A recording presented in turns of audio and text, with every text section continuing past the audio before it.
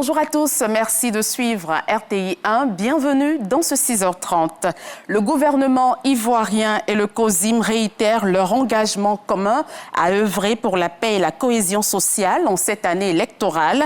Une promesse renouvelée lors de la cérémonie de rupture collective du jeûne organisée samedi dernier par le Conseil supérieur des imams des mosquées et des affaires islamiques, président d'institutions, membres du gouvernement, diplomates et cadres musulmans y ont pris part. Le compte-rendu de Mahama Traoré.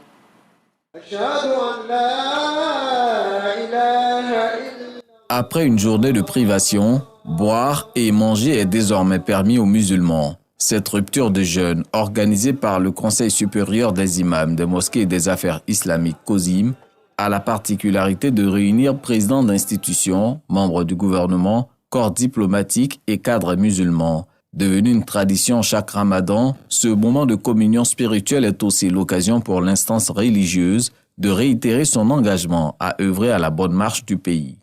La coïncidence entre la période du jeûne musulman et celle du carême chrétien est à notre sens une invitation au renforcement de notre fraternité spirituelle et à la solidarité dans la prière en faveur de nos concitoyens et de tous les êtres humains sur la terre.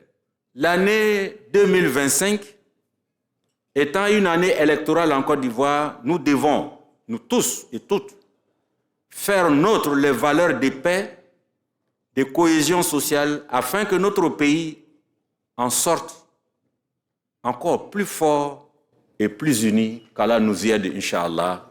Cet appel a de quoi consolider la relation de confiance qu'entretient le gouvernement avec le COSIM. Je voudrais, au nom du président de la République, adresser à tous nos guides religieux mes sincères remerciements pour leur inestimable contribution à la consolidation de la paix et de la cohésion sociale dans ce pays qui nous est cher à tous.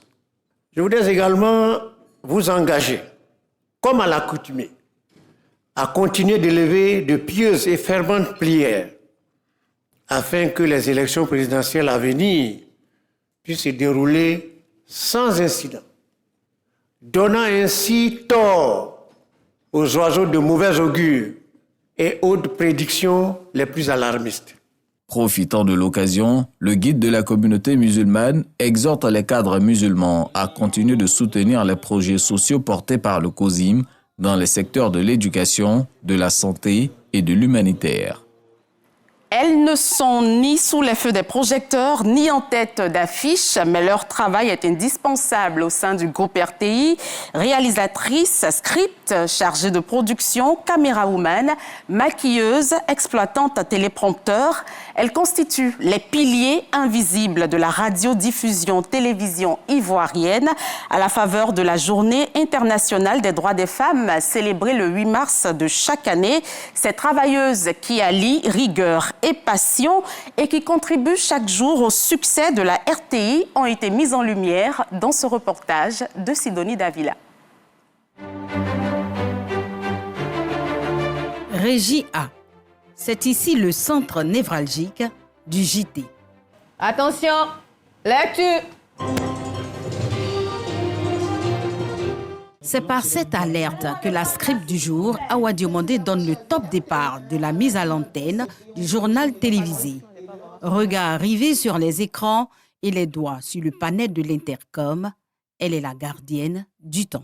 Lorsqu'une production est bonne à l'antenne, elle est appréciée des téléspectateurs, c'est surtout la bonne production de la script. Dans cette même régie baignée d'écran, de contrôle et de lumière, la réalisatrice coordonne avec précision.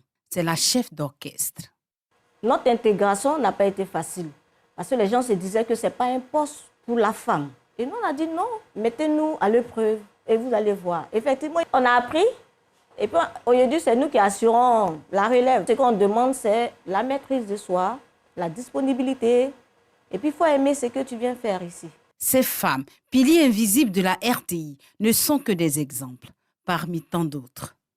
Derrière chaque émission, chaque journal télévisé, se cachent des femmes passionnées et talentueuses qui travaille sans relâche pour faire briller les stars du petit écran.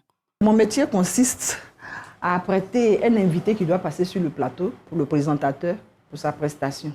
Que ce soit une femme, que ce soit un homme. Je prends ce plaisir-là à les valoriser.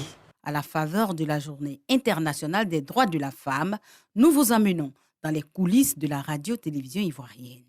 Studio B, il est presque 12 heures. Ce vendredi, à quelques minutes du démarrage de l'émission C'est midi, nous trouvons sur place des femmes, parmi elles, la doyenne de la caméra de l'entreprise. Depuis près de 42 ans, Kariga Dendane est dans l'ombre des stars. J'ai préféré venir à la caméra parce que je me suis dit que, comme j'ai commencé à la photo, c'est les mêmes images. Je dis que les femmes peuvent faire la caméra. Dans l'antichambre de nos émissions favorites, travail des petites mains. L'exploitante téléprompteur Afoui en fait partie. Nous sommes chargés de faire le conducteur de toutes les éditions. Et quand le journaliste est fini de préparer son journal, on prend son journal sur une clé USB. Quand on met le texte dans le prompteur, au cours du journal, on suit en faisant du débit du présentateur. Le chargeur de production, dans son essence, c'est celui-là même qui est un peu comme un président de comité d'organisation. Parce que dans une émission, il est au cœur même de la production en amont, pendant et après. Ça nous fait plaisir de travailler avec ces personnes-là du monde de l'audiovisuel, politique, sportive, comme les artistes chanteurs. Ça fait plaisir et puis leur collaboration est vraiment agréable. Réalisatrice, script, chargée de production, camérawoman, maquilleuse, exploitante téléprompteur. Elles sont nombreuses. Ces travailleuses de l'ombre qui illuminent les plateaux. Invisibles à l'écran, mais essentielles. Elles travaillent chaque jour pour sublimer et assurer le bon déroulement des émissions, des JT, des programmes de la chaîne nationale RTI.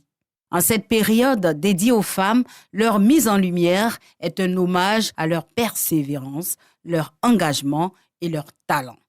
Et par ce savoir-faire, l'émancipation des femmes se forge. On ne les oublie pas. Et je suis face ce matin à une camérawoman, Saran Sissé, épouse Diarra Souba. Ils entament une nouvelle étape de leur vie, étape méritée après plusieurs années de travail acharné. Les retraités 2023 et 2024 du ministère du Commerce et de l'Industrie ont été célébrés jeudi dernier au cours d'une cérémonie présidée par le ministre Souleymane Diarra Souba. Le reportage de Juliette Wea et Ami Sangari. Après 30 à 40 ans de service, ces femmes et hommes font valoir leur droit à la retraite. 25 agents du ministère du Commerce et de l'Industrie sont ainsi célébrés. C'est quand même touchant qu'on nous remercie, que le pays, la nation nous soit reconnaissant. Je peux dire aux jeunes de travailler, de prendre leur travail au sérieux. J'ai commencé au ministère du Commerce, j'ai fini au ministère du Commerce. Très heureux d'être à la retraite. Je suis libre, je n'ai plus de pression. Voilà, je suis à l'aise. Maintenant, mon expérience maintenant que je mets au service des plus jeunes. Ce moment de reconnaissance et de convivialité est une initiative de la mutuelle des agents du ministère du Commerce, la MAMCOM.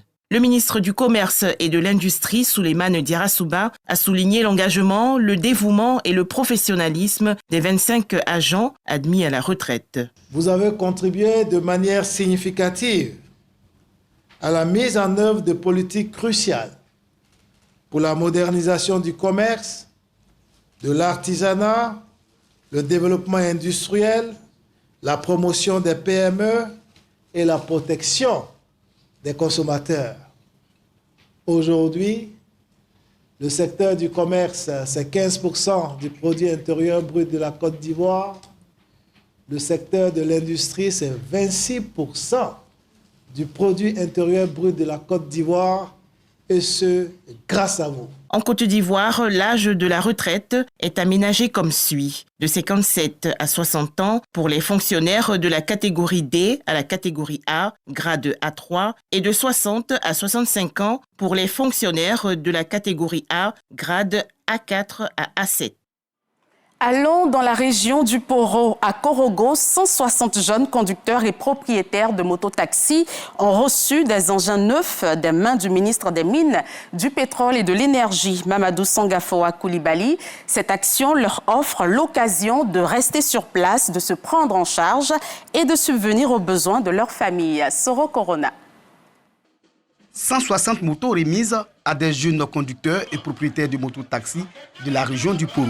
Ces engins pour faciliter l'insertion socio-professionnelle de ces jeunes qui ont décidé d'embrasser le métier de transporteur. Cette acquisition de motos est soutenue par le ministre Mamadou Sangafoa Coulibaly à sa troisième édition. À ce soutien, le fils de la région du Poro permet à ces transporteurs de travailler en toute sérénité et de se prendre en charge. À travers le ministre Sangafoa, le gouvernement est au travail pour la jeunesse de Côte d'Ivoire.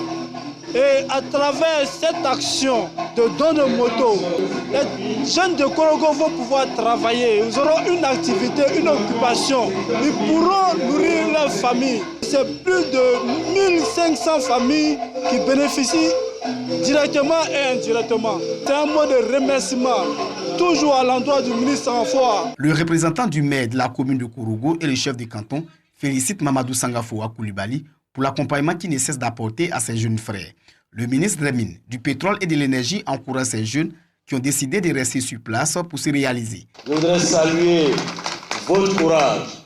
Très souvent, les jeunes de votre âge vont à l'aventure. Certains échouent malheureusement dans la mer, à la recherche d'un hypothétique avenir. Vous avez décidé de rester sur place et de construire votre avenir ici, sur place, à côté de vos parents. Je voudrais vraiment vous en féliciter et vous remercier. Mamadou Sangafoa Coulibaly a également offert à ses 160 conducteurs d'engins à 2 roues des assurances d'1 an. En 3 éditions, le ministre a permis à 410 jeunes d'avoir un emploi stable. La Chambre nationale des rois et chefs traditionnels de Côte d'Ivoire et le ministère de la Culture et de la Francophonie s'unissent pour la valorisation et la promotion des richesses culturelles ivoiriennes. Ils viennent de sceller une alliance qui devrait internationaliser la culture ivoirienne dans toute sa diversité. Kader Sogodogo. Françoise Remac, ministre de la Culture et de la Francophonie, est accueillie à la Chambre nationale des rois et chefs traditionnels par Sa Majesté Amon Tanoué, président de l'institution. Une rencontre qui vise à sceller une alliance nouvelle pour la promotion et la valorisation du patrimoine culturel ivoirien, internationaliser l'identité culturelle ivoirienne et la rendre compétitive à travers le monde. Nous avons décidé de mettre en place une commission mixte qui va nous permettre d'aller en profondeur sur tous les sujets que nous avons abordés et particulièrement dans cette année électorale qui est une année où les valeurs autour de la cohésion sociale, autour de la transmission, autour de la paix doivent être portées par toutes les institutions et particulièrement par ceux qui garantissent nos us et coutumes et qui les transmettent aux jeunes générations, la Chambre nationale des rois et chefs traditionnels. Les rois et chefs traditionnels de Côte d'Ivoire, garants des us et coutumes, entendent mener à bien cette mission. Je mesure donc la tâche qui est la nôtre et les défis que nous devrons ensemble relever afin que notre nation conserve son âme culturelle. Je puis vous assurer de l'entière disponibilité de la Chambre nationale des rois et chefs traditionnels à définir en synergie avec vos services les formes et les instruments de cette collaboration future. Cinéma, musique, monuments et sites touristiques dont bon nombre sont flanqués du sceau. Patrimoine mondial de l'UNESCO représente 25% de l'économie ivoirienne. La signature de ce partenariat naissant vient également attirer plus d'argent. Et puis, dans l'actualité hors de chez nous, 3 jours de deuil national ont été décrétés en Argentine après des inondations qui ont causé la mort de 16 personnes. Tous les domaines du gouvernement national continueront à se consacrer à l'assistance aux sinistrés en ce moment douloureux qui touche tous les Argentins, a écrit la présidence dans un communiqué. Et c'est la fin de ce 6h30. Merci de l'avoir suivi. Je vous retrouve demain. Bon début de semaine. Prudence sur les routes.